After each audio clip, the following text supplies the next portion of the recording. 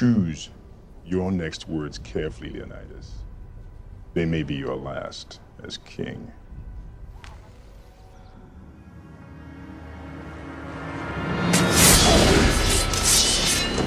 Madman. You're a madman. Earth and water. But you'll find plenty of both down there. No man, Persian or Greek, no man threatens a messenger. You bring the crowns and heads of conquered kings to my city steps.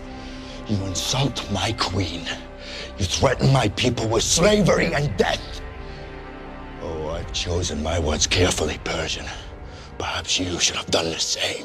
This is blasphemy. This is madness. This is Sparta!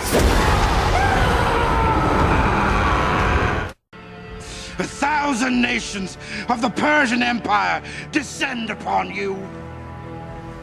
Our arrows will blot out the sun. Then we will fight in the shade. This is where we hold them! This is where we fight!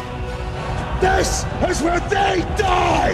Remember this day, man, for it will be yours for all time.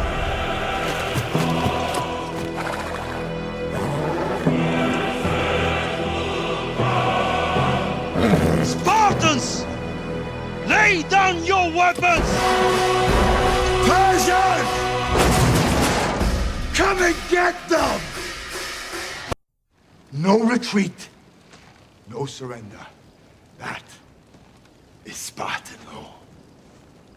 And by Spartan law, we will stand and fight and die.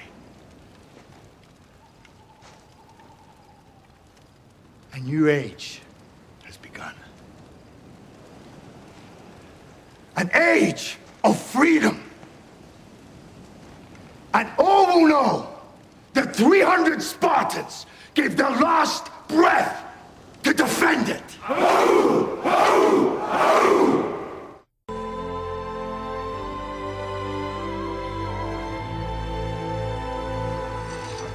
Spartans! Ready your breakfast and eat hearty. But tonight, we dine in hell!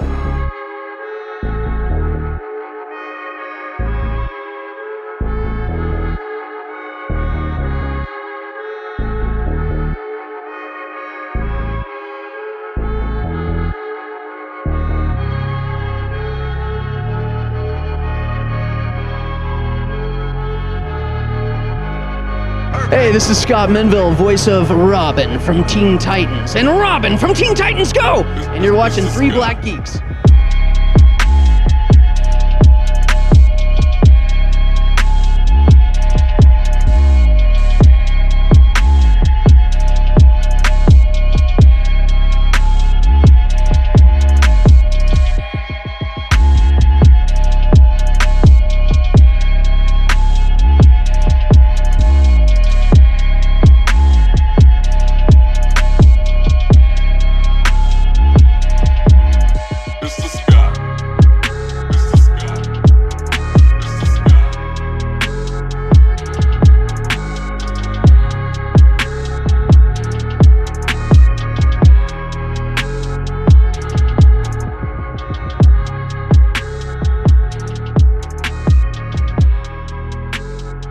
And there's a lot of things. It was a magical time where people were still amazed if you can hit slow-mo in the middle of action and then press the play button in the middle of the action and then hit the slow button again and go fuck. Here's the thing, and I know what everybody thinks I'm about to say. Ooh, Zack Snyder's a hack. I don't think Zack Snyder's a hack. I don't think he is. I think he is an artist that don't realize what type of canvas he's writing on. I really feel that this dude has a vision, has really what he wants to do. But at the end of the day, the motherfucker cannot direct shit. 300 is the most tame of Zack Snyder's work, along with Dawn of the Dead at the time, because he did Dawn of the Dead and he did this, right? And I feel with those two movies, he had somebody there to tell him no at times, but he still was able to get some of his crazy shit into the movie a little bit, but it wasn't like full tilt like we saw when we talked about Sucker Punch. where clearly nobody told him no on Sucker Punch. Clearly. Like me and my good boy Jay, like Jason, we went to go check that movie out in theaters. Even went to a science theater to watch it in that perfect IMAX, right? Mm-hmm. Good God, this was. I'm just gonna call it what it is. That was self-masturbation. It really was. Zack, like I said, Zack knows what he wants. The thing is, I think when it came to Dawn of the Dead into 300, he had an opportunity. He had an opportunity to do more and actually nail down the style and all the rest of that. This is what Zack Snyder does very well. And I think it's because who he is, what he is, and what reputation he left behind. He knows how to make comics come to life on the screen only in one aspect, and that's visually. Because we've seen it with Watchmen, we've seen it with 300, we've seen it with many parts of Batman versus Superman. You can take a lot of those stills and make a poster out of it, and it will look glorious. Now, that's fine and dandy. What's the story about? That's where it gets very shaky for Zack Snyder. Even Sucker Punch. There's at least 4 parts in Sucker Punch where I can say that looked fucking good. Yeah, and pretty much every time we got to the dream sequence of Sucker Punch, and I felt we talked about this. We did. Yeah, we talked about it. We talked about this with our Sucker Punch podcast. Every time they went into the dream sequence, it's visually stunning. You would ask yourself the question, why isn't the whole movie just this? Good example. Actually, Chris said that we watched Batman versus Superman when the part where you see Superman, he was in that ray of light above all those Spanish people, and they was reaching out to him like he was Jesus or something. It's a gorgeous shot. Oh yeah, it really is. It's gorgeous. Not to mention that it was backed by the narration of our good old boy Neil deGrasse Tyson science-splaining the ability, the man that is Superman. You know why I forgot about that? Because anybody would forget anything that happened in Batman vs. Superman. There's a couple shots in Justice League where it's like everybody, we like to give Josh Whedon a lot of credit for that movie, but there are some shots where you can say, a good example, where Hippolyta was running away from Steppenwolf on horseback, and you just see all these Amazons flying around, getting murked left and right. And just the shot, the way it was like, it's a good shot. It's a good tracking shot. That whole action scene looked very, very good. But that's where it stops for Zack Snyder. And here's the difference between him and Michael Bay is this. Where Zack is a nerd really trying to nail how it looks and shit like that, Michael is like, we gotta get some tits in here, man. Okay, fair enough. Fair enough. Yeah, Mike is all about the porn part of movie making, which is, and I go back to Chris, like speed, buses, I mean, yeah. But he focused mainly on the on like explosions, even because we see with Bad Boys and Transformers. Oh man, if there's gonna be 2 guys talking, it's got to be funny. It's got to be like hilarious, and it brings the whole plot to a standstill, but you're laughing. That's his style. Cause comedy. And it's 2 different styles of showing action. That's really what it is. I think Michael Bay's I think the difference between both of them, I think the similarity to both of them, and I realized watching it this time going to 300, was that their fight scenes do get a little bit, all right, you can wrap it up, man. you can wrap it up. You put enough of this in here. Let's not get beside ourselves here. We're here to talk about 300 men with 8-packs and shields and 40-pound helmets beating the crap out of 3,000 Persians. Actually, sir, it was 10,000 Persians. And actually, the actual disparity, because it just wasn't 300 Spartans, it was also, shut up. No one was asking you, nerd. Let me be very real and very brief when it comes to the Battle of the 300. Yes, that was real. Yes. They had a corridor where they lit all them Persians up. Yes, no Persian general was smart enough to say, why don't you just throw a firebomb in there? Well, they tried. They tried. They brought in the magicians. Eris, don't worry. We're going to get to where Frank Miller was like, oh, yeah, white men, we're better than everybody. We're going to see, Chris is laughing because he knows about the magician. I do. A lot. Wait. Okay, is there a story behind this? You want to tell? No, it's just, look, okay. No, I don't because the way it's like, did Chris dress up as a magician? No, I did not. No. He didn't. He didn't dress up as a magician, D. It's just when I bring up the magicians are just one part of the jubilee of goofiness that the movie goes into midway. It's like after the who was it? After the fight with the Immortals, Xerxes just said, "You know what? I'm throwing everything in the kitchen sink at the three." When muscle failed, the Mad King resorted to magic. Oh, you couldn't just wait. You love that nigga. Hold on, real quick. I gotta say this. But when it comes, like I say, when it comes to the history of it, yes, this is real. Yes, a lot of that happened. Most of this movie, 80% of this movie is just Frank Miller beating his dick of how awesome the Spartans and the white race was compared to beating all these motherfucking Iranian niggas. Okay, so did it end this way for Leonidas? Yeah. Xerxes, because Xerxes is a petty ass king. He was like, cut that nigga head off, give me his body. We're gonna parade him out. Crucify his body, have his head on the stake beside me. You know why? You want to why? Why, sir? Because nobody fucks with Xerxes. Why do y'all keep doing this, man? No, nigga. Where the hell's my giant elephant so I can just walk on?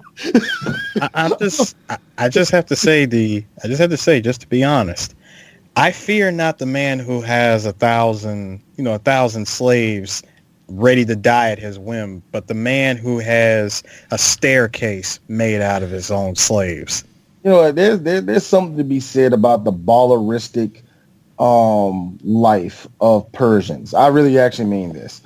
Persians, there's niggas with money, and then there's Persians with money. There are many movies that, as a guy, you sit there and be like, oh, this is so manly.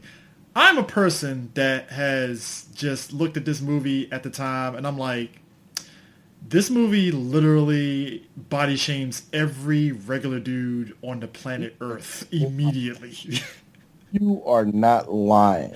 Like, say what you will about Cap flexing on a helicopter, whatever. That's fantasy shit. Yeah, that's right? fantasy. That's whatever, right? That's whatever. That's fantasy shit. Like, you, in your head, as a kid, you're like, man, I wish I could flex a helicopter. Whatever.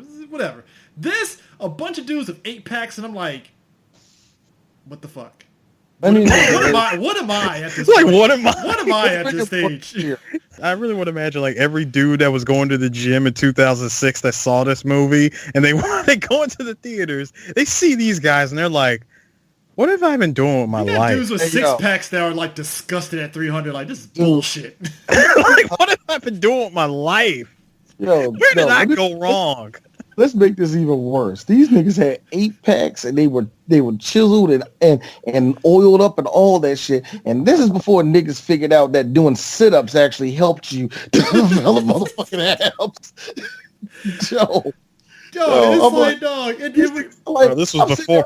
This was before planking. Dude, I was looking at this like, man, this is before fucking Tybo. These niggas is ripped, man. What Dude, Billy Blanks is looking there disgusted. Like, this is bullshit. I didn't do all 8 years of Tybo for this shit.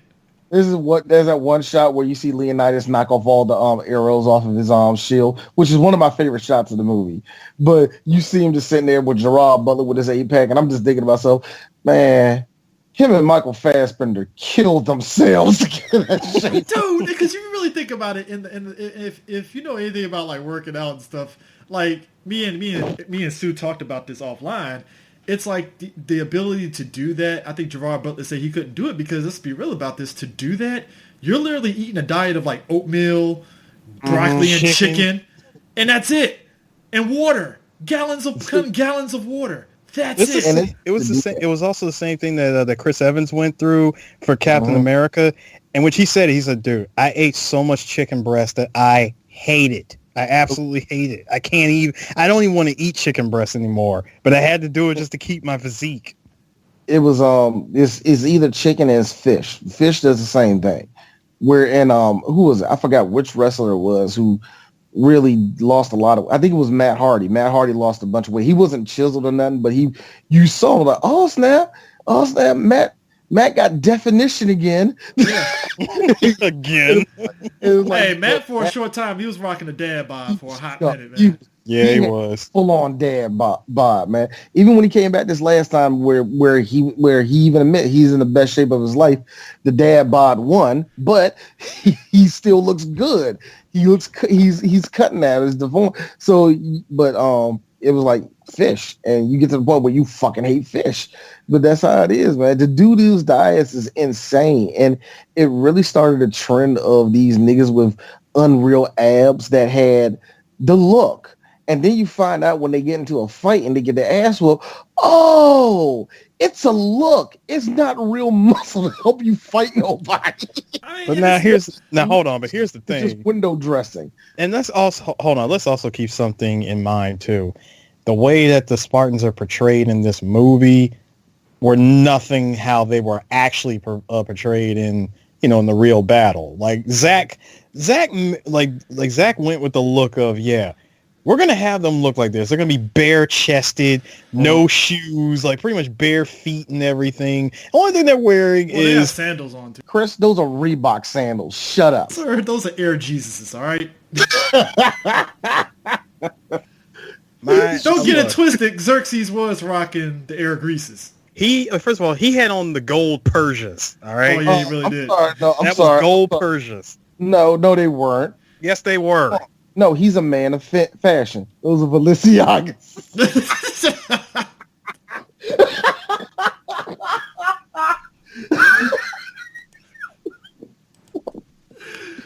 Oh, God. Oh, Lord.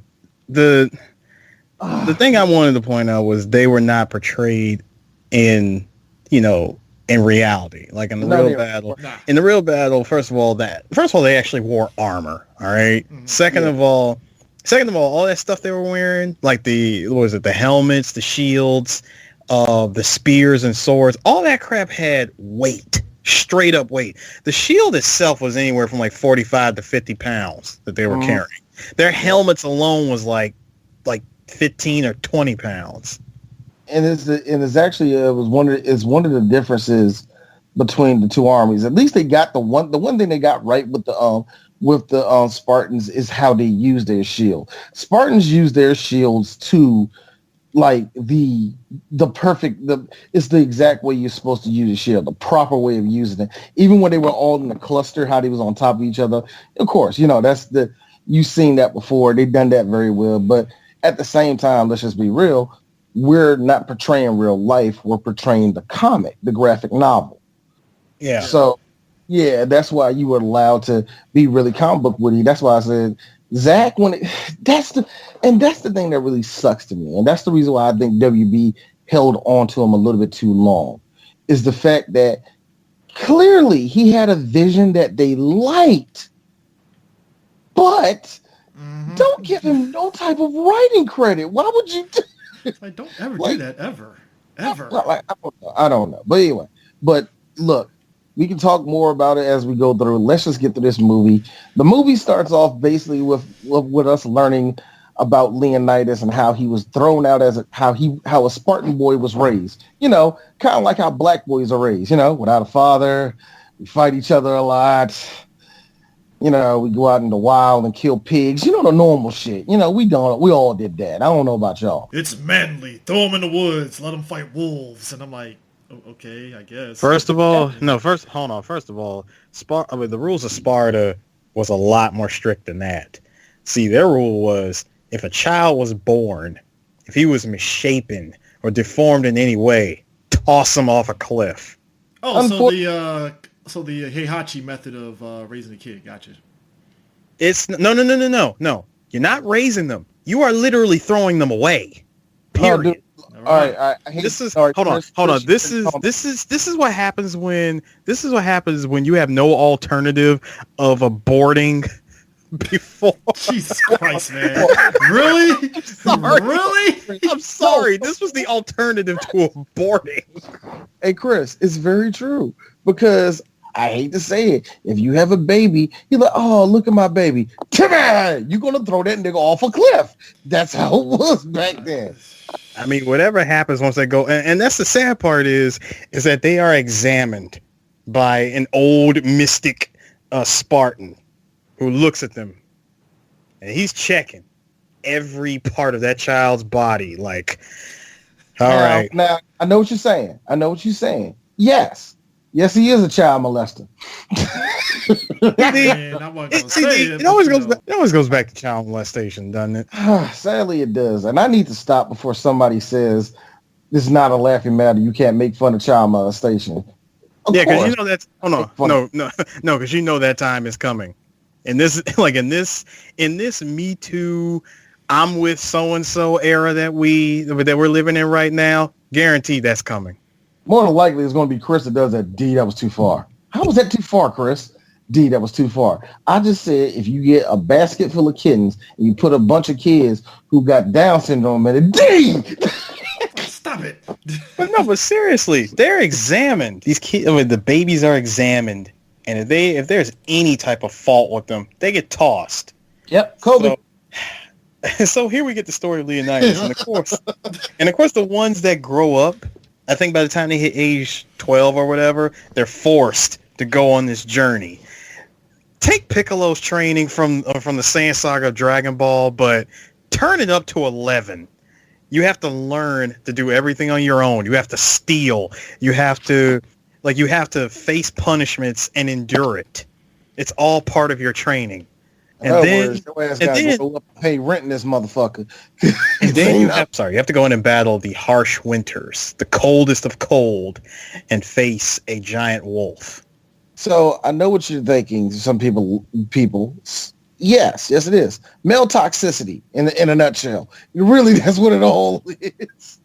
Nobody's talking about feelings. Nobody's being all soft. No, you're fighting. You're fighting constantly until you bring home a big ass bear, a wolf, or in some cases, a big ass fish. One of the two. You got to prove what type of worth you are. Now, did this exist in Spartan life?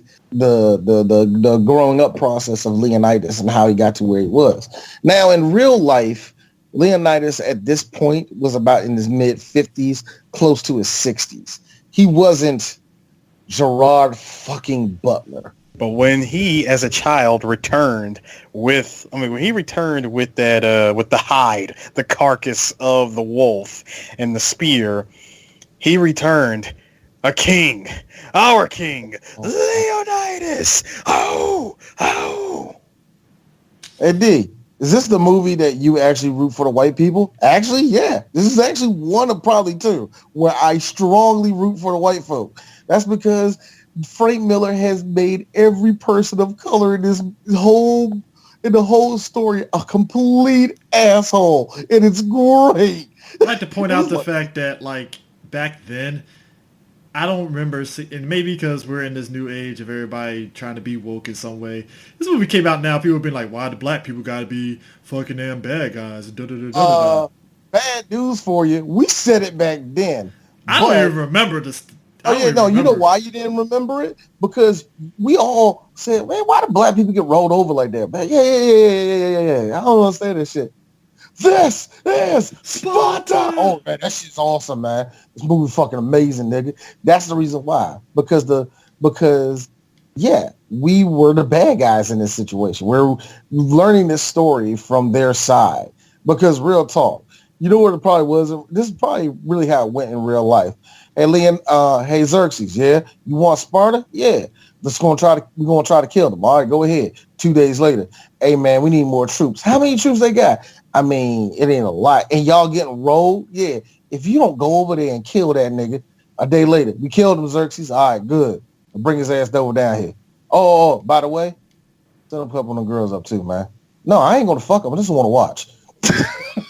Actually, well, tell you the truth, D, it was more of, look, I'm the God King, Xerxes. I see this little patch of land called Sparta. I know of your history. I know of your culture. I know of your people. Now, I would like to have your place be assimilated with Persia. I'm willing to give you anything you want. My offering to you is earth and water via my message being sent via a black man played by probably one of the best character actors ever. And I'm just going to have him deliver my message to you. I mean, hopefully he returns with a good reply, and you are willing to go along with it. You knew this nigga was going to die the second he rolled up there in the horse. Dude, first of all, how do you show up to somebody's doorstep with that, like with the crowns and the heads of conquered kings? You know what? Fuck it. I'm gonna be playing devil's advocate a lot in this one. Real talk. I know y'all Spartans. I know what y'all about, but uno, dos, tres, cuatro, cinco, seis. You going to be the next one, Leonidas. Just give Xerxes what he's won. Well, I mean, you know what's crazy too is because that guy, and I love him. He's a great actor and stuff. 'Cause I always get him and Homeboy from the Resident.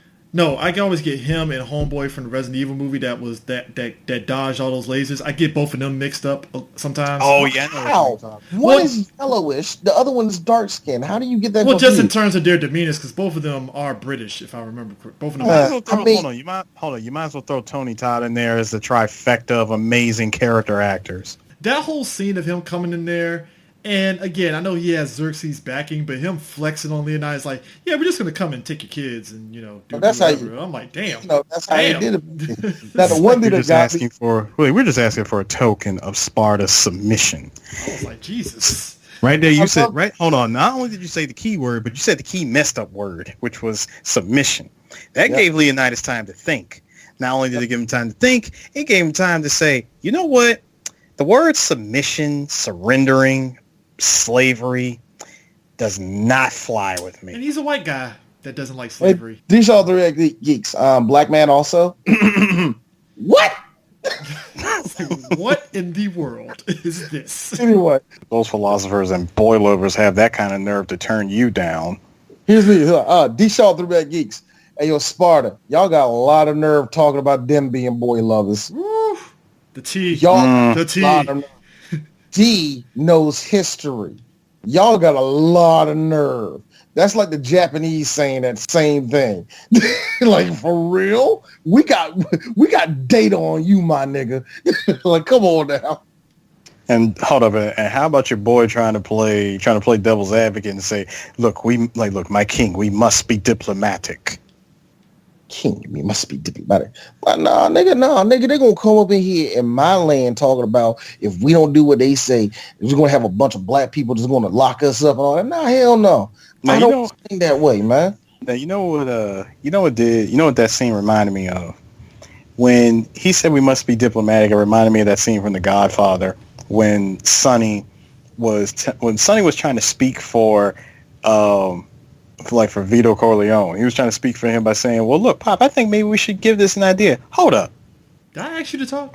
He really did give him that look like, I know I did not just tell you to talk. And then he said, look, I'm sorry. My kids should talk when they should really listen. And then after that meeting was over, he said, hey, yo, Santino, come here. Don't ever speak. He was like, don't ever speak your mind when it comes to the family business again. Yeah. That might be that. Like, don't ever let nobody know what you're thinking. Leonidas did what any good husband does. Look at his wife. Boom. What should I do? Kill him. Yo, but it was so smooth because she gave the subtle nod. She gave the subtle kill him. Do what you gotta do. Yeah. I was gonna say, let's be real. She gave him that nod because first of all, he was already standing next to that death pit anyway. Yeah, this is true. We're just gonna walk. Let's just. All right. I listen to you. Let's just casually walk by the death pit. No. Who does that? Who puts their back to a death pit? That's all I'm saying. He messed up. That's like me putting my back to a cliff and I'm talking to somebody I don't like. Like, why would I do that? No, you just set yourself up to get killed. That's like handing the knife. That is handing the knife to Michael Myers and then going, wait a minute, man. Hold on for a second, dog. You got me all fucked up. Before you do anything, I gave you that knife, but before you do anything. You know what that first nod was? That first nod was a little bit to the right. It really was. It's like, Yo, go. all right. Shout out, real talk, because I know my history again. Shout out to Spartan women. Spartan women were basically black women. That is the best way I can describe it. They really helped in the process of building soldiers in Sparta. Even them themselves knew how to fight if they had to. These bitches were not fucking pushovers. That's why I say when you really compare them to other warrior races and warrior tribes, Spartan women were on the level of black women warriors. They were on the same level. They were intelligent, fierce, knew how to raise kids, pussy was banging, all that crap, Can I also say for the record, let's be real, the messenger, he was already on the 3-strike rule and struck out real quick. Strike one. You show up to the man's house with crowns and heads of conquered kings to this man's doorstep. Strike 2. You said, what makes this woman think that she can speak among men? Because which he had no idea. That's his wife. Number one, that's his wife. Number one, that's his wife. Number 2, that's the queen. That's strike 2. Strike 3. Choose your next words carefully, Leonidas. That's why I'm like, why are you going to say that in somebody in this dude's house? I'm like, that was 3 strikes right there. I'm like, at that point, I was like, yo, Leonidas, if you don't kill this dude right now, make an example. Fully foot this nigga right into that death pit, bro. That's why. See, that's what. Like, why do you think after he spoke about his wife, that was already strike 2? That's why you heard Leonidas go, "Let us walk so we can cool our tongues." My man was walking straight to that death pit. I mean, it's like he's like, I'm gonna give him one more. He said, "Look, you got one more chance. You got one more chance, and I might say we can turn back." If this but dude no. is as smart as he was, he would have noticed that shit and be like, you know what? Here is fine. Here's perfectly fine. I mean, it wasn't like no gate on it. Exactly. That's what I'm like, yo. That nigga actually like, how many children fell in it? Children fall in it all the time. We call that survival of the fittest. No, hold on. No, see, that pit, everybody in Sparta, even the children, even the animals know you don't go there. The only people that go there are the people that need to die, that don't know any better. Only to the uninitiated. So this motherfucker, then that's where we get the famous words. You're like, oh, nah, nigga, nah, Persian. I thought about it. Fuck your king. Fuck your king. Fuck your ashy ass Gucci jewelry you bringing on over around here, man. Fuck everybody. This is Sparta, nigga. We ain't playing that shit. Nigga, this is this is madness. And then the famous scene. I'm not gay. Sorry. This is Spot. Now, fun part about that, Gerard Butler talked about saying he hated that line. He said, and I just got to it and I just said, this is Sparta. And Zach jerked himself off like, I love it. Actually, that's what wait. Why did Gerard hate it? Why did he hate that line? Because of the delivery of it, probably. Because that's really what it was. It's one of those lines where, we all seen these in movies all the time, where it's like, you laugh at it. It was like, you couldn't deliver that line any better. There was no way in the world, because that's the only way you could do it. So when he did it, everybody on the set was laughing. Even he was laughing because he's like, oh man, that looked terrible. And him and Zach looked at it and Zach was like, I love it. And I was like, yeah, it's good. It's like because it was one of those situations where, yeah, it looks silly to yell it and doing all the rest of that. So when he finally looked at it, hey, you had to know when he yelled out, "This is Sparta," that the movie was set.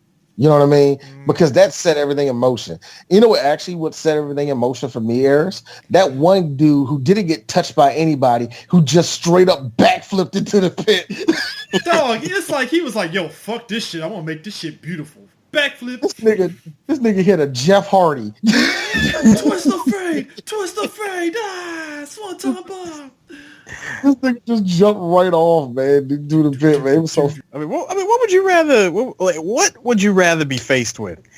a stabbing, a slash across the chest, like a slash across the face. Either way, you're going into the pit. And you know what? If you're going in the pit, go in style. That's why my man did it. That's why my man did a 760 splash. My man did a full half gainer. How deep do you feel that pit was? You know what? I have always asked that question, and I think it was just 100 feet deep. You know, deep enough so where the sun to it. See, for a pit to be that deep, you gotta keep in mind this pit had like. It has to be so dark that it looks like there's no bottom at the end of it. Yeah, that's why I said at least 100 feet. I want to say 150. Cool. Or, you know what, Eris? Let's just do this. Let's go for a good solid 200. Will that work? Yeah, that's fine with me. 200 works. No. Hold on. 300 feet. Because of the title. You didn't have to say because of the title, you fucking asshole.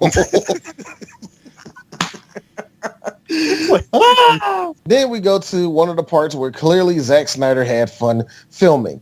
Leonidas goes up mountain to meet what was the name of these peoples again? The Ephesians. What was it? No. The Force. This dude said Ephesians. Leonidas. He scaled the mountain to meet the E-Force. More creature than men.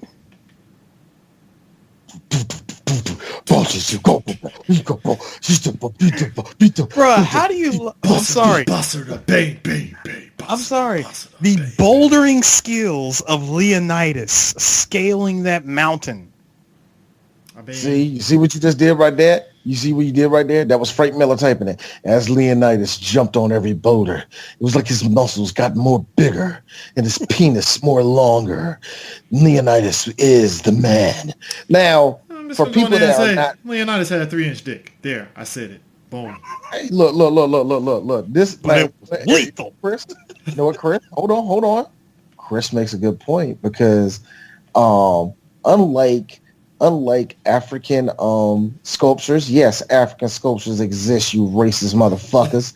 But unlike African sculptures, every sculpture of white men in Greece were all the same. Y'all penises were small.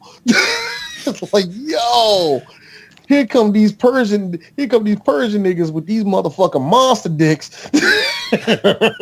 Showing y'all how to get down. These fucking flamethrowers. Now, somebody said, I know it was some person saying, like, the Spartans were badass, yada, yada, yada. Yes, the Spartans, and I really do mean that, a super force that was badass, nobody could beat them. Hey, who the motherfuckers coming over from over there? The barbarians. Man, them niggas ain't going to do wasted. Hold on, not wasted. Hold on. It was wasted until one. Hold on, D. We saw the wasted sign until one was left remaining, lying on the ground, about to receive the freaking Nintendo, like that Nintendo mallet of doom. And now, I already know where you're going with this. Ares! Destroy my enemies, and my life is yours. Here's Ares. Okay, but after you go through all these adventures and leave Greece, your voice will change into a different black man. Boy. You will say boy a lot. You will say boy a lot. I mean, as a father of 3 sons, yeah. boy, get over here. Oh, my kids love that game because they like, that's dad. Boy. But yeah, if you have a kid, if you have a son, you're going to end up saying boy a whole lot in every single tone that Kratos said it in that game. My favorite one, boy. I have said that to my sons many times. Boy, get your ass from over there. What are you doing? Thank you. What are you doing? Boy, you talking too much. You letting everybody know our business. Anyway, so he finally gets to the top of the mountain and he meets what I like to call Kentucky Fried White Man. Christ to have. The Force. So, Leonidas, you are here. Actually, no, wait, D, hold on. let me handle this. Welcome, Leonidas. We've been expecting you. First, Leonidas devises the plan because he knows, technically, even though he's a king, not even a king can go to war with another country without the E-Force's blessing. As president, I can't necessarily go to war without the support and approval of Congress. I could go without them. It'd be stupid, but I can do it. I can do it. So in other words, Leonidas is doing what Donald Trump cannot find a testicular fortitude to do. Fucking mankind over here, the testicular fortitude. I said that because Donald Trump, oh yeah, I'm the president. I could blow him up tomorrow to do it. And golf. So he hold on. There's a Jean-Claude Van Damme marathon coming on tomorrow. Oh God. First off, I can't be president. I'd be like, hey guys, I can't do this shit, man. JCVD got a fucking damn marathon. Gotta do this. Man, it's coming on El Rey, man. I don't know if y'all know what El Rey is. It's a channel. You should get it. It's great cable company. Spanish. You gotta remember it's Trump. It's a Spanish channel. Hola. I love tacos. It's great. Flexing the little bit of Spanish that he has, hola. That's it. This ain't fucking Hawaii and shit. Goddamn. Actually, I'm sorry. All of the Spanish he knows, like hola, taco, burrito, he'll do Eddie Guerrero. He'll do what most dumbass fucking people do and be like, have you ever played this game? It's called El Street Fighter. El Street Fighter. What? Because that's what people that don't know Spanish do to fucking make fun of Spanish people. They put L in front of a regular ass name. It's like, what? El Street Fighter? Do you know what the one I hate. Do you know where the L bathroom is? Oh my God. I had a white man in my store goes, yes, it's a El Hondo. El Hondo. Dude, you just say Honda. They know what the fuck you're saying, man. Honda is, dude. Yeah, he's an El Hondo Accordo. D, how did you not laugh when you hear that? How? I did it because I was like all the rest of Spanish people. This racist ass motherfucker don't get up. I can't help that we weren't in Japan where we were away from the you were away from the ignorance. Let's get it. That's what I get. Don't think. Hold up. Hold up, CJ. Pump your brakes right there. Don't think for 2 seconds that I didn't deal with my fair share. There's a different type of ignorance. Japan ignorance. No, it ain't. It's the same kind because you want to know why? If you're a white person in Japan, instead of going L on everything, you'll go to the end of every. You do. Thank you, D. Thank you, because that's exactly what it was. I was racist. You got Street Fighter. Oh, hold on. All right, we got to continue all of this, but I got to say, I'll say it for us, Harris. All this racism is killing me inside. It's true. But so seriously, so Leonidas is telling the plan to the E-Force about what he has to do. Like, look, this is the plan. This is what we're going to do. We're going to flood them into the hotgates where their numbers account for nothing. Xerxes troops will be so demoralized that he has no choice but to abandon his campaign to take over Sparta. Greece will be saved. The survey says that's a fucking lie. Not only does he say, hold on, not only was it, well, it turned out to be a lie later, but in the beginning, hold on, at the beginning, like, as soon as they heard that, we get my boy, we must consult the article. And What is that? Well, you're probably saying, who's the Oracle? Person that never watched this movie. Is it an old black woman? Yes, it should be an old black woman, but we forgot. This is Frank Miller we're talking about. Basically, they get a version, they get her doped off of drugs, and they have her dance around off of said drugs. No, seriously, that's the best way to describe it. I mean, They pump her. Hold on, they pump her up with enough, like with enough opium to send her in a smoke-filled dancing craze. Yeah. And of course she's hold on, and keep in mind she is dancing in slow motion. Yeah, and I hate to be that person. Somebody that wants to keep some type of purity to this movie. But this is just be real. Yes, she is a virgin. Which means none of those men have sex with her. Oh, but she's a bukkake-filled mess at the end of the night. Yes. You know Oh yes. If anything knows about the Maria Weather Girl videos, I hate you. D knows what I'm talking about. I hate you because I didn't know that they had a title. Yes. Where she is reporting the weather, and it is just it's just a mess. It is just a mess. Look, Eris, all of a sudden you see this black dick come out of nowhere. I'm like, yo, where this motherfucker come from? Like, where does nigga come from? Let her rip. Eris, is that you? It's like, oh my God. No, but like I always mention the show Robot Chicken. They played that part perfectly when they put it in Robot Chicken. Because again, I forgot that scene happened. I'm like, damn, that scene did happen, didn't it? Yeah, the scene happens. The scene happens. Licked her all on the side of her face like he's Rick James.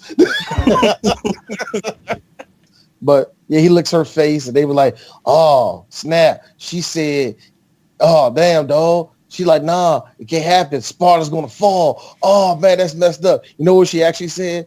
Help me. No, and then my parents. No, D, she didn't say that. She was secretly leaning over and looking at Leonidas and saying, "Call the police. Call the police. I miss my mom." Hold on, little did she know, because this is Sparta, she's one of the unfortunate children that got tossed off the cliff. Yep. It was one of them. They just because look, Eris, let me do a reenactment of what happened to her today. Her dad threw her off the cliff. Jordan. Like, first of all, they say, look, you do know it is the night of the Carnier, which means Sparta cannot go to war. AKA, let's insert BS reason number 48 as to why we should not let Sparta go to war. They come up with this idea. They listen to the oracle, translating her very, very, very, very, very quiet whisper that only they can understand, apparently. And then we get that creepy turnaround of one of the E-Force looking back at Leonidas and giving him the worst shit-eating grin, saying, "Honor the Carnier." Honor the Carnier. Hey, man, when the orgy gonna start, bruh? Because I've been waiting on... honor the Carnier. So Leonidas knows. Either he knows something is up, but he decides to descend that mountain. Probably the longest walk back to his kingdom ever, because come to find out in the next scene, Councilman Theron, the one, aka we must be diplomatic, he corrupted them, gave them money. Of course he did. Why would you not think a politician would corrupt people? Come on now. I already know. I knew from off the break that he was already this movie's I'm gonna betray you, just so you know. You know it's bad enough that I knew he was going to betray them because he walked over to him like, "Thank you all for listening. The Philip Morris Company thanks you for your backing. Here's a pack of cigarettes." This man just drops the coinage on them like he was making it rain, talking about truly you're in the God King's favor now. Sparta will have no choice but to go to war and accept the surrender. in comes me. Because let's be real, D. At one point in time, you did say this guy was me. Yeah. Yes. And unfortunately, and look, Eris, and unfortunately, I hate to say this. I say this in all love because I do love you, my brother. But you're not a Shakespearean trained actor. You're Eris Waterman, so that makes you better. So yeah. So now, if you'll excuse me, yes. And when Sparta burns, you shall bathe in gold. Fresh articles delivered to you daily from every corner of the empire. 300. We'll be right back after these messages. You ain't lying. Yo, that was probably one of my favorite shots. I'm with you on this, D. Like, we talked about this off scene.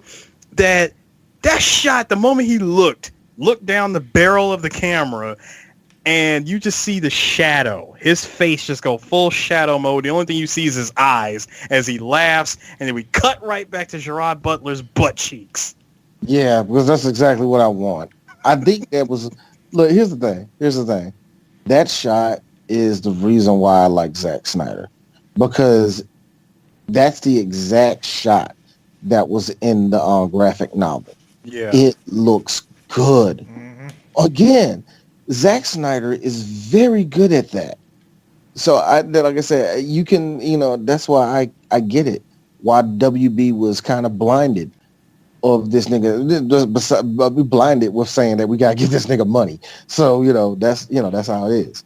Now, Chris, I have to say something though. Of all the stuff that Zack Snyder has done, why did it go over my head to think that Zack Snyder couldn't shoot a sex scene that was not Snyder inspired? Dude, you know what? He shot that sex scene on some like, how can we MTVize it up? All right, we're gonna go really like, cause it's like, look, if Zack Snyder did softcore porn, he'd be perfect for it. Yes, he would. Yes, he would. I have the perfect movie that I can back this up with. See, one night, Zack Snyder said, you know what? I need to see some hot man-on-man manliness fighting action with one, with the obligatory and gratuitous sex scene to pop up. He was watching Double Impact. This Double Impact sex scene almost came off very soft-core-ish. It did. And when you look at it, hold on. And when you look at this one, when you look at Double Impact sex scene and 300s, they can almost go for each other back to back. They really can. They really can. I will give you that. Now, before we go into the next thing, I got to say it. Yes, Lena Hedley. We all like her for different reasons. Chris likes her because she was spitting out blood, killing everybody in Dread. Eris likes her because she was Sarah Connor in the Sarah Connor Chronicles. I like her because she sucked her brother's dick in Game of Thrones. So we all have a reason why we like her. First off, you as much as I loved her in Dread, to be honest, it was the 300 sequel that kind of got me a little bit more. It took me a while for her. It took me a while for her with that. I'll be honest with you. I never seen the sequel. Side note, folks. We're not going to jump on the sequel, but I will say this: if the story wasn't that great in the first movie, the story was better in the second movie, but the action was lacking that Snyder-esque stuff that we're seeing in the first movie that captured your imagination and captured your attention. That makes sense. So they put their whole army together. We're seeing the different characters, and then oh my god, is that Michael Fassbender? Yes, it is. Yep. I'm sorry, he's fucking dreamy in this. Before we met him as the Nazi killing Magneto. No homo, straight up. That nigga looked good. Dude, there were a bunch of people in this movie. Dog, fucking McNulty from The Wire was in this movie, and I think The Wire, and the funny thing is, The Wire had, I think he was in the middle of doing Wire season 4? And the nigga was cut. Yeah, he was cut. It's like he left the desk. He's like, hey, McNulty left Baltimore for Sparta. Yeah. It's funny. That's funny, man. You see these actually good character actors actually in this movie, and even the beginning of one, which was the narrator, I do not know that nigga's real name. David Wenham. Yeah, this was the one that really started for him because number one, you hear his voice. It's very narratory. It's very good. Him as an actor is pretty good because I think he got this role because he was in Lord of the Rings. Yeah. So his stock was going up at the time. I don't know where exactly he is right now. I haven't seen him in a while, but I'm pretty sure he's fine. To be fair, I think the last movie I saw him in was what was the one with Blackbeard Pirates? Was the fourth one, right?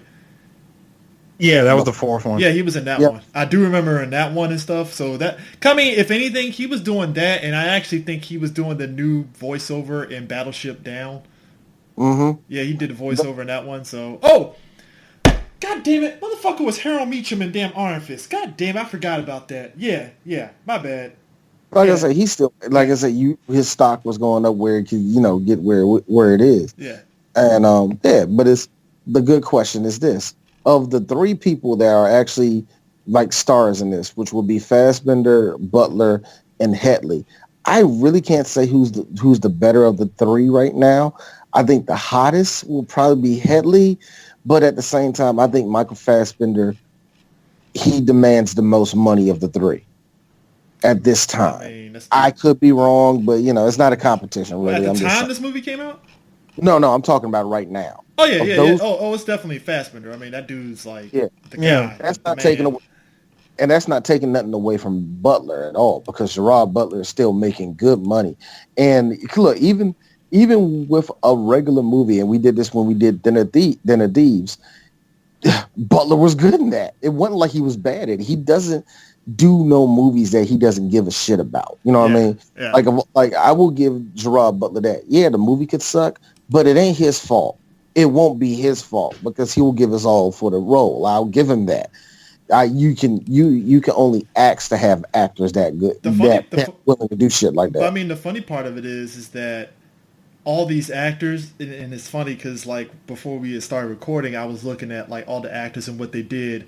They literally did an interchange where all of them dived into what I knew it was going to happen. They kind of sort of got typecast a little bit because a lot of them did Troy, fucking both of the Clash of Titans and Wrath of Titans movies. Gladiator.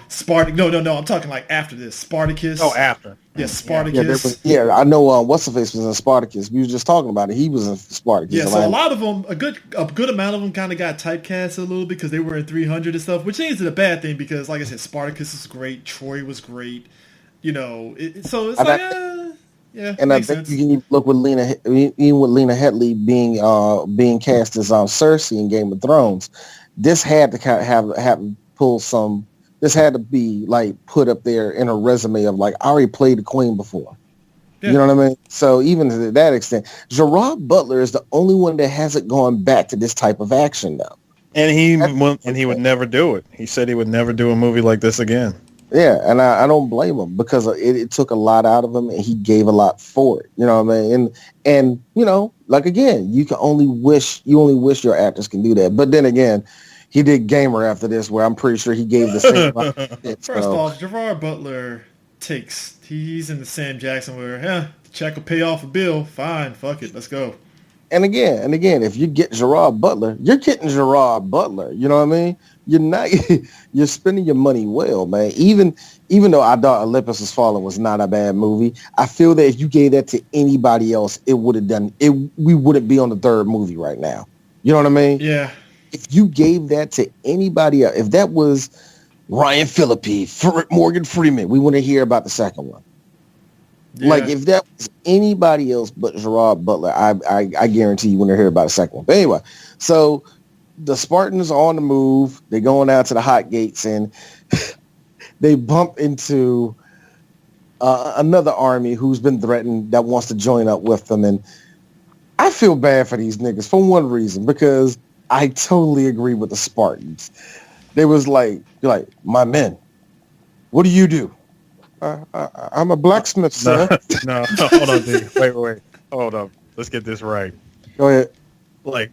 It's just you and these handful of soldiers. These handful of soldiers, you can't be serious, Leonidas. You're gonna need more people. Really? You there? And by the way, they were Arcadians. You there, Arcadian. What is your profession? I'm a potter. A potter. Okay. You, what is your profession? I'm a sculptor, sir. Sculptor, of course. And you? I'm also a sculptor.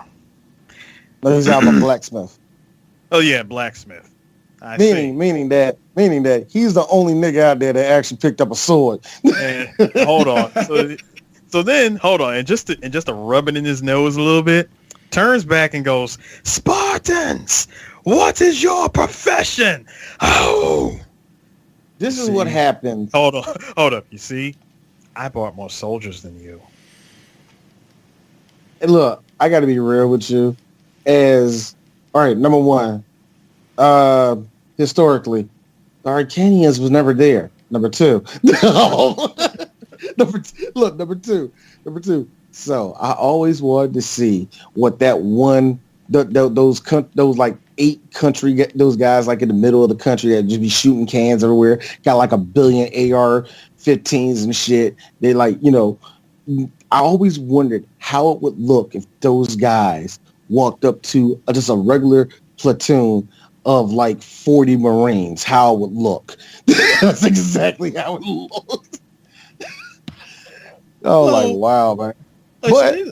But to give Leonidas his kingly ways, and I agree with him.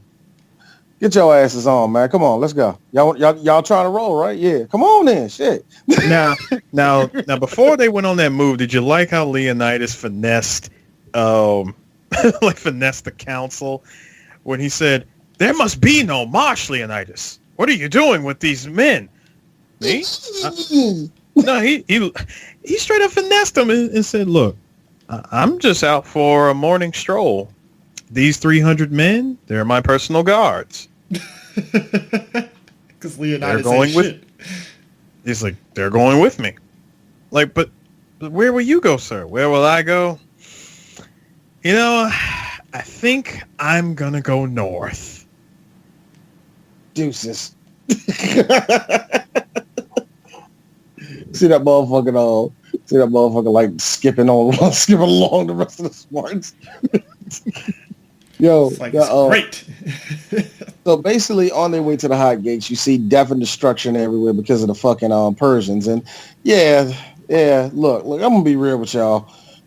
What did you expect? We're basically getting fodder to feel that these Persians are so evil because you see the little white girl who's dying. You see the one left to tell the story.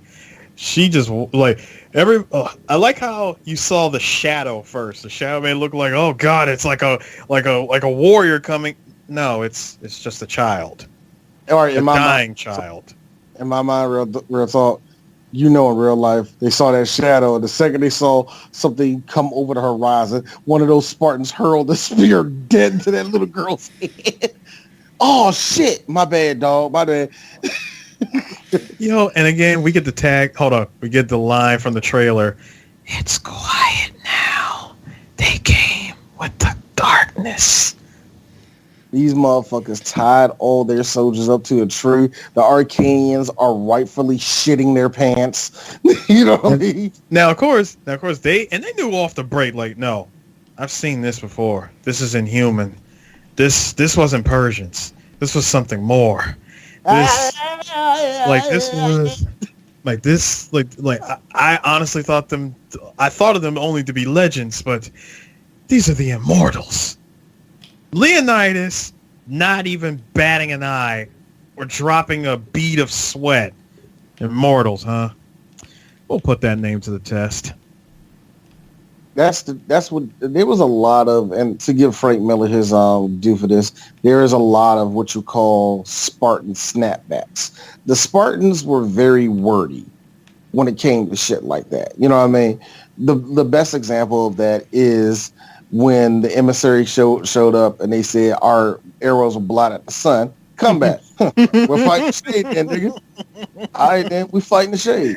God, that's my favorite. I'm sorry. It's always a roll around to everything that you say to a Spartan. D, that is my favorite moment. I'm sorry. Like one of my favorite moments. My man just shows up and just screams, "I am the emissary." I love this nigga. You know what?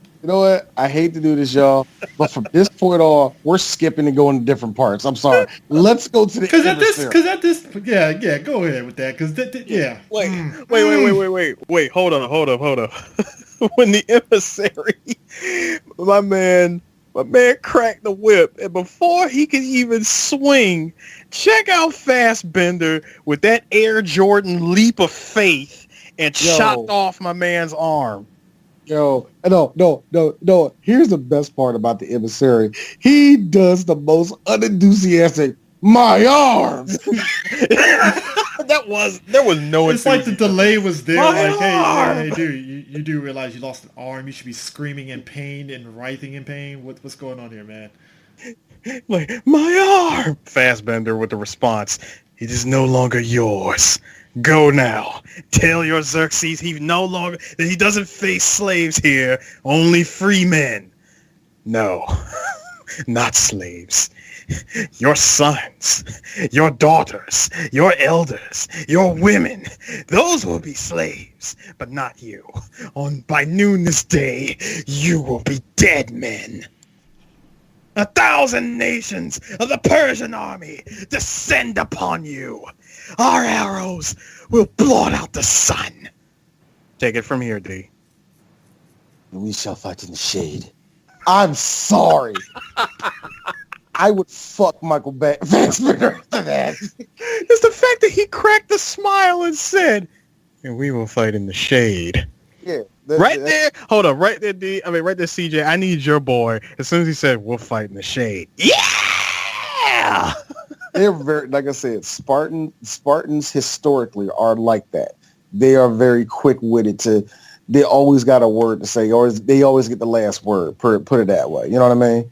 So they'll do that. Speaking of Immortals, they were the coolest looking thing in this whole movie. Oh yeah, they were the coolest looking thing. We needed something cool after we came across your boy Ephialtes. Who was that? Hunchback. Oh, you know what? I didn't know that nigga's name the entire time through this run through. I was like, what's his name? Whatever. You know what I called him? And I'm not kidding you. I called him Quasimodo the old time. Yeah, this is a character that literally wanted to help out, and because he wouldn't help out, Xerxes. It wasn't that he wouldn't help out. He wanted more than anything. Yeah, he wanted more than anything. He wanted more than anything to help out. It was Leonidas who denied him. Well, because he can't really do much of anything. So, and the most important. No, CJ, hold on, CJ. Call it what it really is. It's because the man is deformed. Hey, and he could barely lift his shield. And we already know, and look, and that's the truth. And remember what I told you, what I said earlier in this podcast. One of the most important things to a Spartan was their shield. And if you cannot carry that, if you cannot hold it up, nigga, why is you out here? Basically. Then on top of that, we saw another famous moment.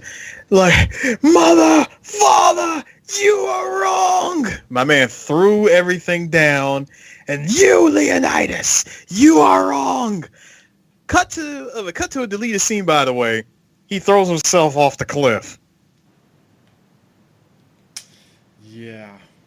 Yeah, he did that. He actually tried to commit suicide, but then in another deleted scene, he actually came back. Yeah, like I said, game is the game, to be honest and stuff. I mean, he straight up Geese Howard himself and lived. Yeah.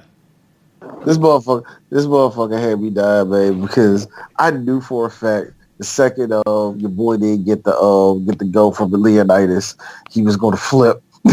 he was going to defect off the break. I mean, right off the break, he defected. And to give Xerxes his credit, Xerxes already know what he wants. Nigga, you want pussy, don't you? Yeah, I know you want pussy. No. What, you got a girlfriend? I got plenty of girlfriends. Oh, really? Name one. Well, there's Sheila. I don't believe you, nigga. Get your ass in here. No. D, when he says name one, he immediately goes into the DMX challenge. There was Brenda Lakeisha. Money, cash, hoes, what? Yo, this About nigga, 3 Kims, Latoya, Teresa. Teresa.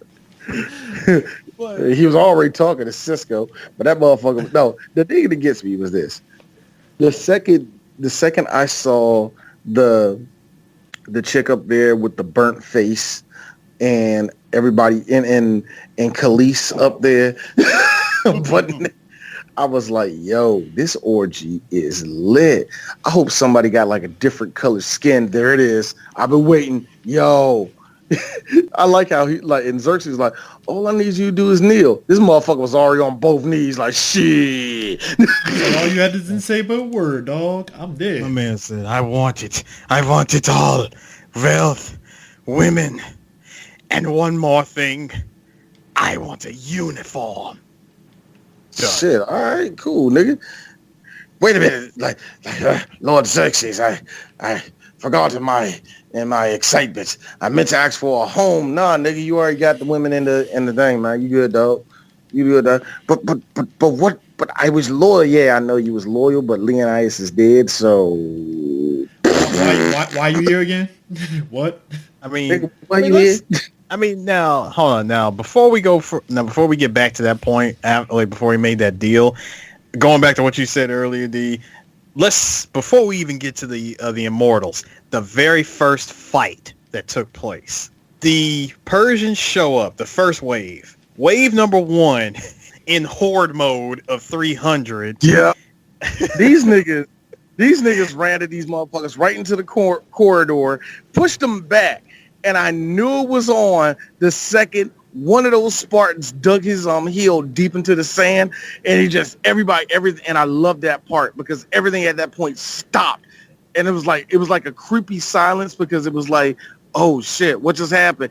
And these motherfuckers just shoulder blocked these niggas all the way back. I was like, y'all just lost. It's a wrap. Because like, first of all, they all had to try to funnel in. And what happens when they funneled in? They got pushed back by the shields. The shields banged them back, and each one of them got stabbed by the spears. First of all, they got the reach. They got the advantage of the spacing instead of numbers. Bro, 300 pretty much had this thing on lock. How about the captain of the Persian army telling the Spartans, surrender now, and no war will take place? My man took the Hail Mary pass of death from that spear. Yo, I feel bad for him because he was on the same level of your boy. Oh, whoa, wait a minute, John. You can have your daughter back, man. Right? Just fear. Just cooperating. Your daughter be back soon, right? My man. Wrong. Yeah, and all of a sudden you turn to Tony Schiavone. Spear!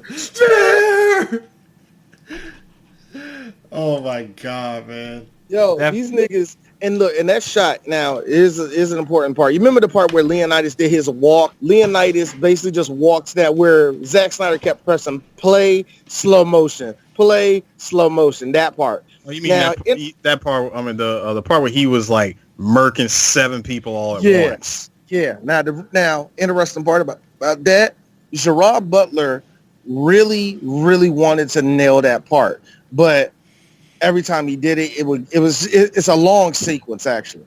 It's a long sequence of action that he kind of didn't do very well. And his stunt double, who actually played his father in the early scene, that was his stunt double. And he was like, dude, I got it. You don't have to do it. It's all right.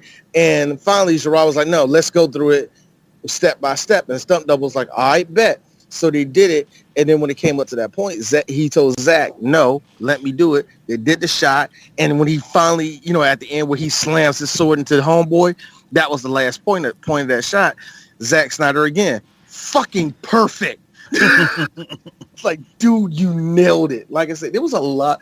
You can really understand why Gerard Butler didn't want to do a movie like this no more. And you can also understand why a lot of people dug this shit, because there was a lot of blood, sweat, and tears put into a lot of these scenes, man, where it was just like the court, to give Zach his credit, he built a lot of good fight scenes in this movie, man. There's no way you can get around that shit. That was one of the best shots in the movie. And then we get to the finality of that part which was they already had him on the ropes, and Leonidas is his captain of his army tells him, "They look thirsty. Well, let's give them something to drink. To the cliffs." Again, that Spartan wit. Let's give just the fact they look thirsty. Let's give these niggas something to drink. And these motherfuckers proceeded to do the motherfucking Charlie shoulder rush.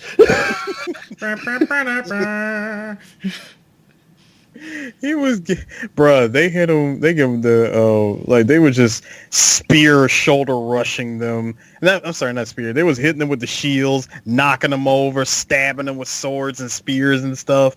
They were just falling over the cliff. These guys was getting murked. And then hold on, let's also not forget about the fact that the Spartans was already winning the battles in the first place. When before the Persian army showed up, remember Xerxes had those armies on the ships, right? And through the power of Poseidon himself siding with the Spartans, Leonidas looks up and says, "Yep, it does look like rain." And what happened? Poseidon grand slams the bejesus out of Xerxes' ships. Look, thank you, Poseidon. Don't thank me. Thank 500 BC global warming. 500 BC global warming. So then we get to our boys, the Immortals. Again, I'm with you, D. When I first saw these guys, first of all, they looked like ninjas. All right, they looked like they were going to be the most lethal, hardcore fighters that we were going to see in this movie. Now, when one of them had knocked off their mask and it turned out to be, oh god, these guys were literally more creature than men, and I'm just going to go ahead and call it what it is with them. They look like no. That's what it's called. No, D. Not going to say racism. They were the locusts in disguise from Gears of War. Yes, they were. Like, they were the locusts. What? I get it. When you knock off some creature's helmet like that, they have to, like Darth Vader. You know what I mean? I get it. I mean, it's literal. I mean, dude, they literally smacked the mask off of one of them. My man turned around and he looked like freaking General Rom from Gears. And I was like, oh god, these guys are actually monsters. Okay. And let's be real. Some of the Spartans got killed in that fight. Yeah, they did. A couple of them definitely got killed. And yeah, then they bring in the big giant who took on the Spartans as well. But Leonidas, who narrowly escaped getting beheaded with a friggin' axe, thanks to Fassbender for saving his life. Oh yeah. He actually cut dude's head off after he stabbed him in the eye with his own sword. But for real, like early on in that fight, it looked like the Spartans was like, oh god, the Immortals ain't just a name. These guys actually they got some fight. But as soon as as soon as they turn things around, the Arcadians who were hiding in the shadows came in and just murked them. And then after that, dude, it was a wash. The Immortals got washed after that. How did you like the shade from your nigga? Like the Arcadians. They came out screaming. More broad than it, actually. I'm like, when he said all that, here's me. You a hating ass nigga, man. No. You could tell he was hating, too, because he was like, rank amateurs. They do their part. Right there, see, that's a Marine talking about an airman right there. Like, shut the fuck up, nigga. I'm helping you. Like, I'm helping you. Like, look, we was watching from the shadows. Y'all was about to get washed. We did exactly what y'all told us to do. Don't come in until y'all tell us to rush in. We rushed in, and guess what we did? We dropped the mortals, rank amateur. Nigga, suck my dick, man. This is what I'm talking about, man. But we can do all by ourselves. Y'all would have been dead. Y'all would have been dead. Y'all have been called less than 300. Man, y'all over here talking all that fuck shit, nigga. You on your back. Arcadian! Yeah, you better. Arcadians got shitted on in this movie. I hated the part where if I would have been just like them. Remember when they learned that your boy Hunchback. And FDLT said he told the Persians about the goat path, which pretty much flanked the whole hotgates. Actually, I was going to say your boy M.I. Crooked eye, humpback. Jesus Christ. You know, the lead Arcadian was like, bruh, the war over. We done. We is done. Like, this battle is over when I say it is over. The Arcadian over there like, dog, I have 3 kids at home. I would like to see them. You heard him. I mean, you heard him clear as day. Look, my men will leave with me. Yeah. AKA, you will have none of my people serve you. But that being said, Godspeed, Spartan. Godspeed, Leonidas. You know, for tonight we dine in hell. These lines were just, I can imagine niggas in the alt-right still using these lines. I really can. Like, Spartans, prepare for glory. Glory? Have you gone mad? We were given probably one of the best, probably one of the best speeches from Leonidas. Not the whole "Tonight We Dine in Hell" scene, but the part where he said, a new age is born, an age of freedom, and all will know the 300 Spartans gave their last breath to defend it. This is the white people's version of the I Dreamers. This is the white people's version of I Have a Dream speech right here. Like, we will stand and fight and die. All of this was leading up to one thing. This whole thing came from them fighting the Persians, like the Persian second wave, the third wave. Then they brought in the wave of who was it? Then they brought in the wave. Then they brought in the wave of elephants. They brought in the wave of magicians who were throwing shrapnel carrying grenades with that were inside of what were they inside of? Vases and all something like that. Yeah, it was like grenades inside of like mini vases, and it was just filled with shrapnel. Oh, so you mean niggas who be camping on motherfucking CS:GO? All right. Yeah, and they were just chucking them. Now, you know what I liked as they were chucking them? The Spartans were just holding back and blocking them with the shields. Man, them shields is real, man. There's one shot where it looked good then, where you see the thing hit his shield and he knocks it back. It looked good then. It still kind of looks good, but you can tell that was made for 3D at the time. There was also the scene where Fassbender, where was it? Fassbender, you saw him running again. Fassbender with these slow-mo running leap of faith Michael Jordan 84 slam dunk shots. 360 over there down dunking motherfucker. This man just literally flying over everybody, knocking the Grant Hill drink Sprite ass nigga. This Nate Robinson leaping. Nate Robinson, son of a bitch. This fucking Aaron Gordon ass nigga jumping over motherfucking cars and shit. Seriously, that's I want to know. Like, dude, where were you during the slam dunk competitions? Honestly, man, who knew that Spartans had the leaping ability of Steve Francis? I did not know that was possible. Well, when one of them got the shooting range of Steve Nash, anything is possible at this point. Man, shit, man. These niggas are super. Now, here's the thing. Real talk. Again, Spartans are super soldiers. They're straight up soldiers, man. So, of course, they're going to be doing some unbelievable black people shit. That's going to happen. That's going to happen. So now, the thing I do want to point out, which is the first and only meeting between Leonidas and Xerxes. When Xerxes. Hold on, because me and CJ, we was talking about this before we started recording. When they had cleaned up, they were doing the cleanup detail before the next fight, and I like how Michael freaking Fassbender again. God knows what he was doing at that time, where he was, but my man came running, hauling up piles of bodies. He's like, King Leonidas, there's. He's like, it's all right, catch your breath, boy.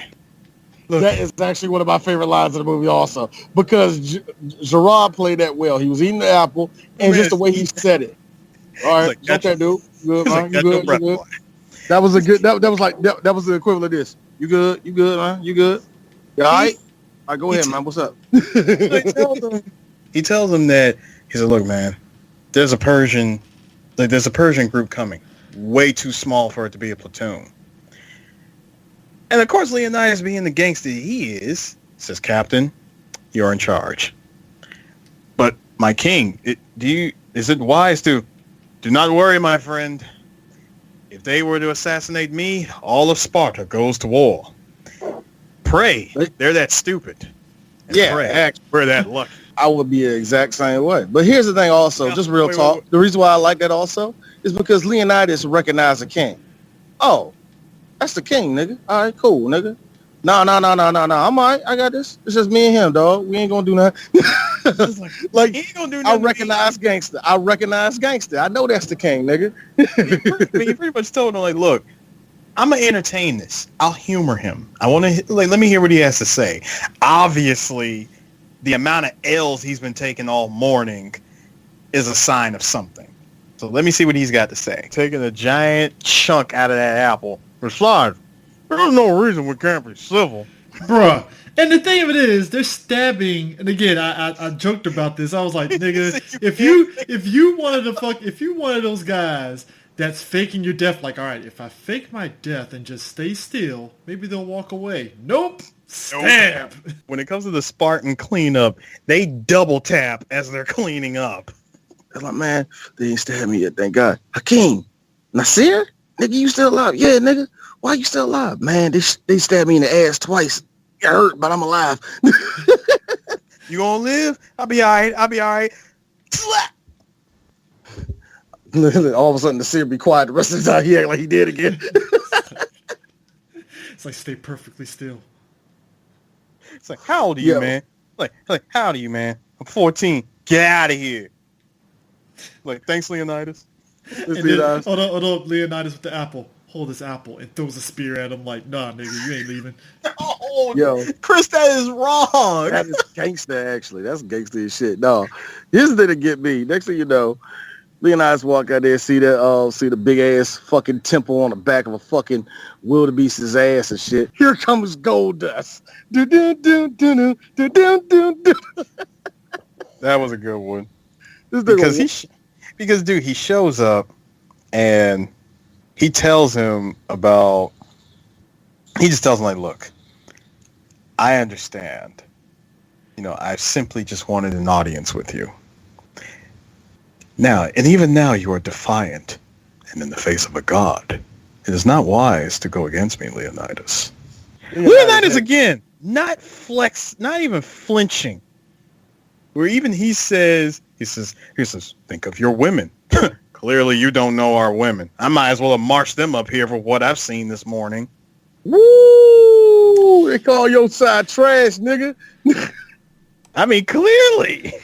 He dished you bad, G. Man, is that grape soda? He like this. Here. You people are a fascinating tribe. See, that's the equivalent of when a white person sits there in a slave movie says, you people are fascinating. You know what? White people, there's something about white people. See, here's the thing. Here's the sick part about this. If you were approached by a white company to be a black villain and you read the script and it's to your liking, you're going to say yes. You know you're going to die. You know the white guy going to kill you at the end. But you would say yes just because that's a black person with power, money, respect. He can do whatever the fuck he wants. Yeah, the white person gets the W at the end of the day. But guess what, nigga? I'm still the ruler of the world until I have, like, consumption and die at like 40 and shit. So, sometimes we want to play that role, even though this is weird, man. They just made him super fabulous. And it's fine. Look, it's not even gay, young, because this nigga's androgynous. This nigga probably fucked a horse. I'm pretty sure he did. So and enjoyed it. Thank you. Exactly, dog. So it's weird how we shit on roles like this, but at the same time, yeah, you gotta look at what it is. This is some androgynous shit. This is Prince. If Prince never was told no by anybody, that's how Prince would have been. I mean, first of all, the thing that got me about Xerxes was his voice. Oh man, what the hell was that? Yes. What was that? I mean, first of all, that's that man voice. You Spartans. Like, what the hell, yeah? We have seen that guy in a couple of movies. He's playing like a background or a foreground. He's been in Lost. He's been in a bunch of stuff, man. So he's a known actor too. And this was during his little upswing as well, because I think he did Lost right after this. So yeah, this movie was a hit for a reason, and everybody most of the people kept good work. You know what I mean? So that's kind of cool when you really look at all that, man. I mean, but this motherfucker stepped down on people though, right? That was funny. Did you my favorite part was when Leonidas was saying, it won't be long before your slaves feel the sting of my spears and swords. Xerxes again, showing how much of a god king he is, creeps up behind Leonidas, puts his giant man hands on them shoulders, and says, it's not the lash that they fear. It is my divine power. But you will find that I am kind. And I'm with you, Chris. Chris, I'm with you. Leonidas had that look like, did I say you can put your hands on me? Actually, Leonidas' face was like this. Yes, that's an erection. Yes. Like he knew it was coming to that. Oh God, that's an erection. So again, he offers him a deal by saying, look, I have so much to learn of your of your culture. I do believe we can learn from, I do believe we've shared enough of our own cultures together. So he offers him a deal. The deal of deals. I will make sure that you will be a warlord of all of Greece. No, your Athenian and Arcadian rivals would never dare to oppose you. No one would ever mess with you. Well, all you have to do is just kneel, embrace me as your god right now. See, that's where they mess up. They go for the overreach. I am your god. Nigga, just say, all you gotta do is just say, all right, nigga, you the boss. Good. Now shut the fuck up. Now, can I say, bend over. Look, bend over. Give me all y'all barley. now, hold on, D. You want to know what this really was? If I can bring this to today. Xerxes and Leonidas' meeting. What that was. He said, I'll make you a warlord of all of Greece. I'll give you all of this if you just kneel down and embrace me as your god. AKA, I only came at you and only received 5%. I would like to get 50% of the co-funding, as well as everything else. That's right, that's right, Sony. I'm talking to you. That's actually a good one. Sony is Leonidas. Wow, I'm making that meme tonight.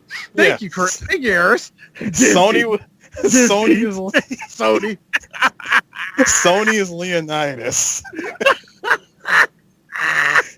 Sony is Leonidas. Xerxes is Disney. Hey, Chris. And to make Chris feel better, Chris, that is also a flip side also. Disney is Leonidas. Comcast is Xerxes. Think about it. I mean, you know how big we will. That's what happened. That's what happened too. Think about it. Because we can own everything. You are a gracious God. You are wise, King of Kings. But there is a problem.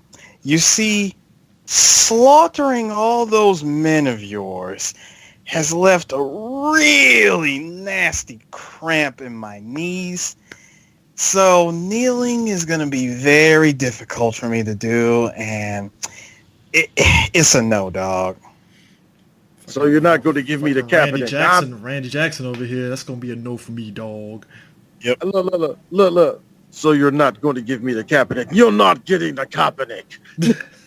You're not getting the Kaepernick. I like that. And how does he respond back? There will be no glory in your sacrifice.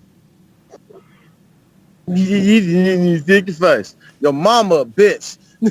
So at this stage, this is basically where the movie Leonidas and them are kind of doomed at this stage, because I think I say doomed because Xerxes already has the ace up his sleeve, but he doesn't want to use it yet because he's like, well, I'll give these Spartans a chance to bend the fucking knee. But then when that happens, that's when Xerxes is like, fuck it, kill him, get him out of here. Yeah, this is when he decides, I'm chucking everything, including the kitchen sink at them. Cena mode activated, let's go. Now, hey, here's the funny thing.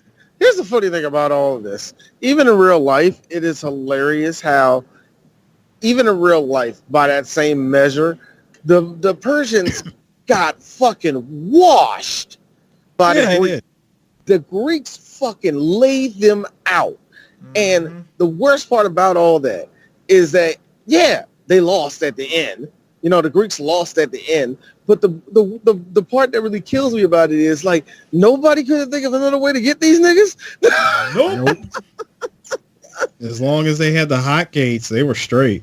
Yo, the fact that 6,000 men went against an estimated, they say between 40 and 70,000 men, and laid half of that army out is amazing. Yeah. And keep in mind, they did not have the support of the council either. They kept that fight up for how many days? 3 days, actually. 3 days. Yeah. Of constant fighting.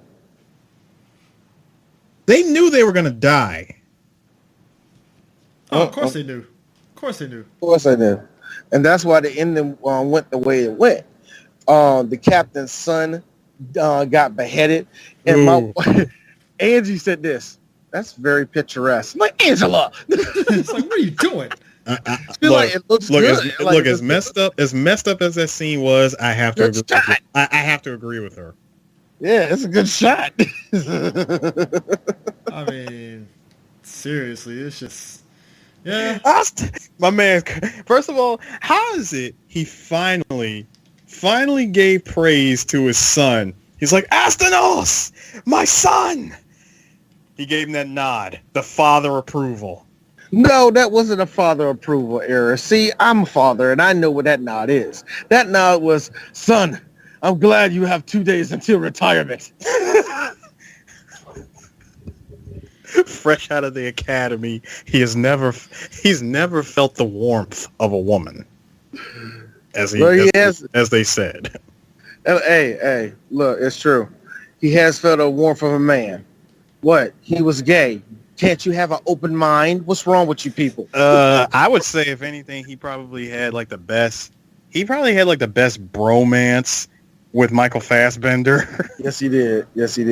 because that's was banging. That's what I said. They were banging. because when they were watching each other's backs, he was like, I remember they met back to back again. He was like, Fassbender's like, you're still here? Someone's got to watch your back. Not right now. I'm a little busy. Aw, one of you are gonna die.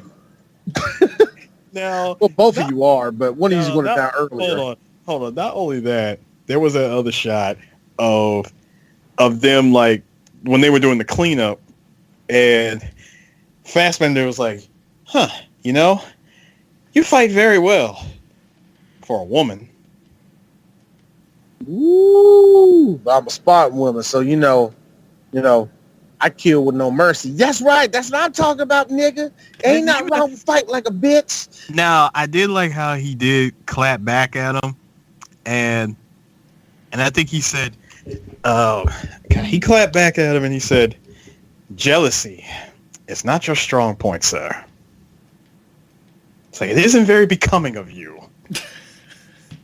But when he got beheaded, bruh, his father went absolute blood drunk. Yeah. His howls put fear into all of the Persians. There was no what do you say? There was there was no celebration, no songs, only sadness as we mourned our fallen brothers. Here's me. So we do this now after 14 of us died. 14 of us died. Because clearly that was the plan. That was clearly the plan the whole time. Look, no, D, that was the cutoff. 14. When 14 of us go, we gonna take this serious. Man, this is some bullshit, man. I ain't know that. Steve, chill out. Nah, nigga, this is stupid. So you die, we gonna do that? That was my cousin that died. He was the first one to die. No party parade for that. But you know what we got to do? You know what the captain did? He said, cheer up, lad. Nigga, cheer up you, nigga. Like, come on, man. Let's go in the back, dog. Chill out, man. It's all good, man. And then we finally meet the narrator of the movie. He says, I trust that eye hasn't made you useless. Fear not, sir. It is only a scratch. The gods saw fit to fit me with a spare. Well, I guess you didn't see that one, did you? I knew you were going to do that. Yes, sir. They gave me the Forrest Whitaker. So... I'm up here looking like Tracy McGrady with this eye. Look at this. Does I happen to look like someone like starts with an H? His name is Houston, I believe. Oh, damn. KO. You win. Perfect. I was wondering how many people would get that. That was a terrible one. That was a good one. Dead on. Bullseye.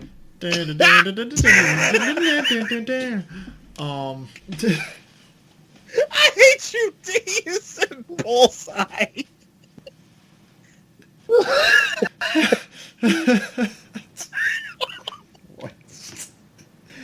I'll say this though. This like it's when you get endings to movies, right? In your head, if you're a person that didn't know any of the history, you feel very kind of like saddened the way this movie ends and stuff. But at the same time, it's like, no, they ended on their own terms, because if it ended on some happy, again, if you don't know the history of it, if it ended on some happy ending, you're kind of sitting there like, okay, cool, happy ending, I guess.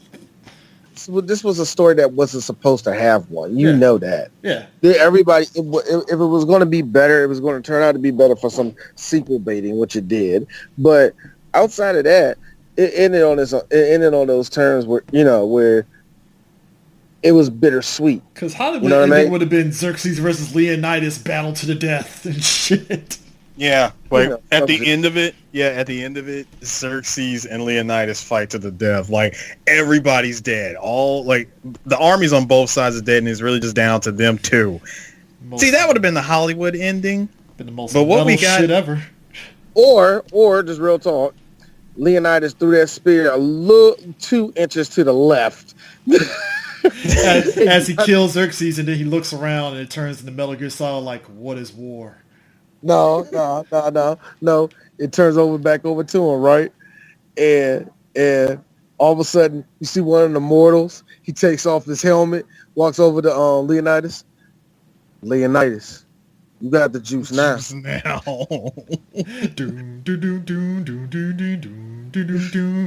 the juice. I got a lot to rag. No, I'm with you. But I'm with you though, CJ. Like, it is it's actually sad because at the end they know that the tables have been turned on them, and so he sees, out of all people, FELT shows up, and again, not the Spartan army, sorry, but the Persian army. Another captain for the Persian army tells them, look, the God King, he recognizes Spartan valor. He sees you for what you are, and he is willing to forgive all if you were to just lay down your spear and bow to him. It's like, bitch, please. He says, look, you have your lands, keep them. He says, you fight for Sparta. The God King would make it more wealthy than any place on earth. You would be like the army, like not the army, sorry, like you would be the king of all kings, only answering to just him. And to Leonidas' credit, he's like, fuck you, I only answer to myself. It's like, nope, like I just won't do it. I really can't do it. So got my morals, dog. So my man looked at, like, first he takes off the helmet. He drops the shield. He takes the spear and points it at Ephialtes, and man, you can tell from the look on Ephialtes' face how much he messed up when Leonidas looks at him dead in the eye and say, "You, Ephialtes, may you live forever." It's like that's not the thing you want to hear from somebody like that ever. I mean, because you saw the look on his face. That look on his face was like, oh shit. You know what Ephialtes said? Oh man, I'm gonna really have to have a lot of girls take a dump on my face while I'm masturbate to get this off. Let's be no, D, let's be real. Hold on, D. Yo, D, let's be real here.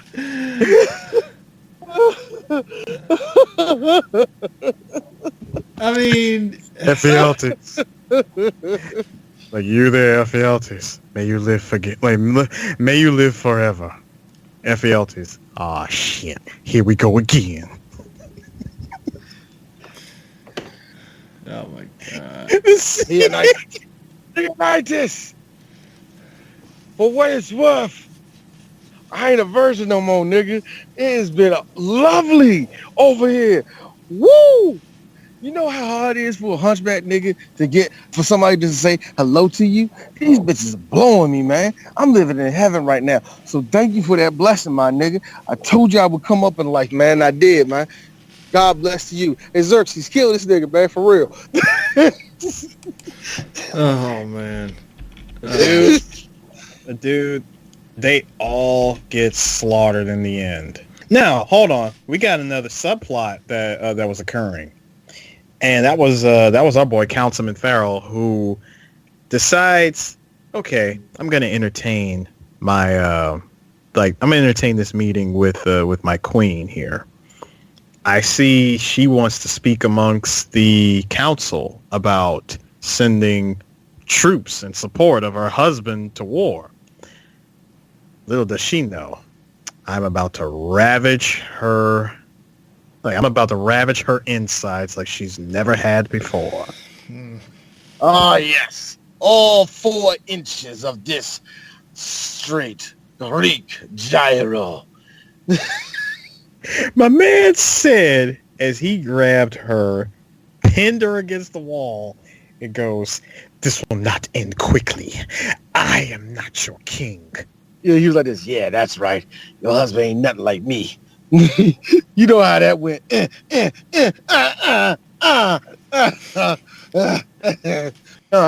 Eris, but you know it was really good, y'all.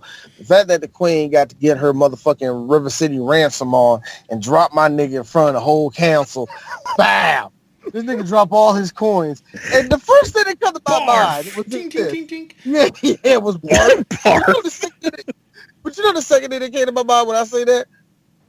Why would you carry those on you? Exactly. She was like, stabby, barf.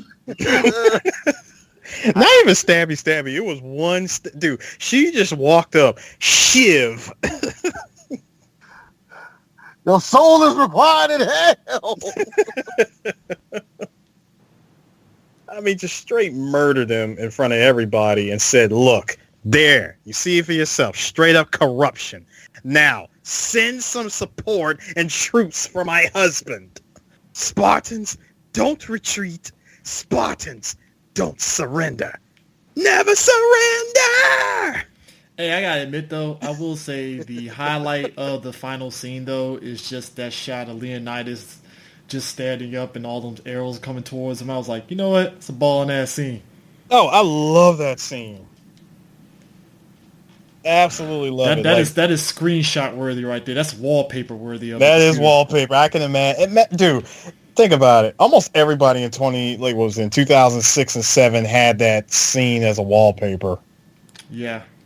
So. And you got to get it at the right moment where you can see the arrows coming, you can still get the sunlight, and you got Leonidas standing there, arms open, waiting for it. Yeah.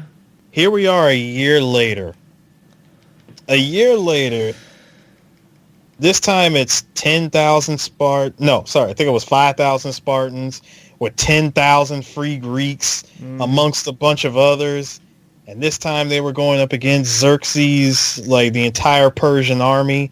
And which I wanted to know, the ending at that point, you know, since the sequel is like a mid-sequel prequel or whatever, I want to know, where does that fight take place? Well, the thing of it is, it's like a sequel. Like I said, it's a prequel, mid-equal, and sequel all at the same time, basically. Mm-hmm. And that looked like that scene kind of takes place, like 300 Rise of the Empire looks like it takes place directly after that ending, basically. Okay. Cool. Actually, it looked like it takes place months later because Homeboy's eye is like fixed. Is like he doesn't have that fucking shit over his eye anymore in Rise of the Empire. So clearly it takes place months later or weeks later or whatever and stuff. So the passage of time has passed, but like I said, they keep going in flashbacks to stock footage of 300 and then stuff that they filmed for the prequel of showing Xerxes and his little assassin chick and all that stuff. And I'm like, all right, cool. And then the ending is basically them finally going up against Xerxes' armies and stuff. I'm like, that's cool. That's cool. Still no death to Xerxes, but whatever. Cool. I know, there was none of that. I wish we could have gotten, I really wish that we could have got Xerxes, you know, at least just seeing the end of it.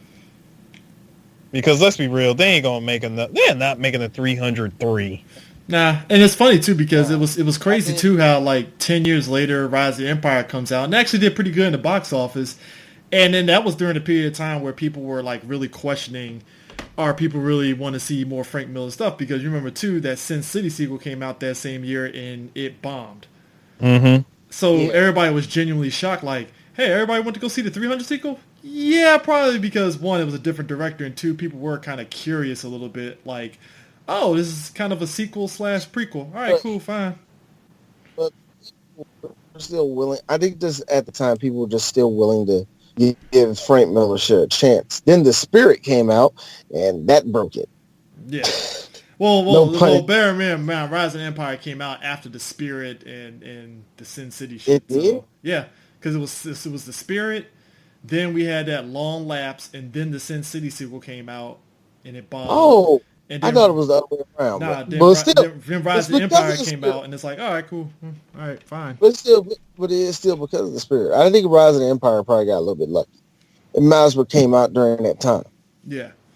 That's 300 for you, though. Like I said, I still enjoy it. Like I said, I think this was like Zack Snyder's Bad Boys, where you enjoy it and stuff despite the absurdity of it, you know? And then it's like, after this, it was like, and here we go.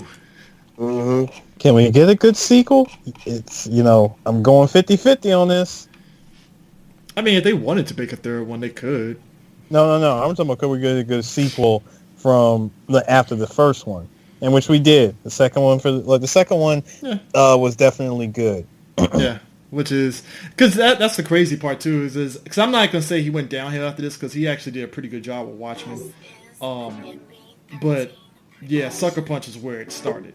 Most people say Legend of the Guardians, but I don't remember much of Legend of the Guardians to really sit there and say anything about it. So that's the same over here. Yeah, I think you know what, Man of Steel is mixed for me. It's mixed, and I mean, it's the same Zack Snyder. It looks pretty, but you know, hey, I don't know with that one. Because here's the funny thing. As much as I actually did, when I went back and watched Man of Steel, I gave it a chance and I like it. But, you know, as far as a movie that I can say was his, this is one of his better movies, one of his, but I don't know what to say. You know, it didn't really leap off like, oh man, Snyder. You know, it wasn't like that. I still give Man of Steel 4 next steps out of 5. So you know, there's that.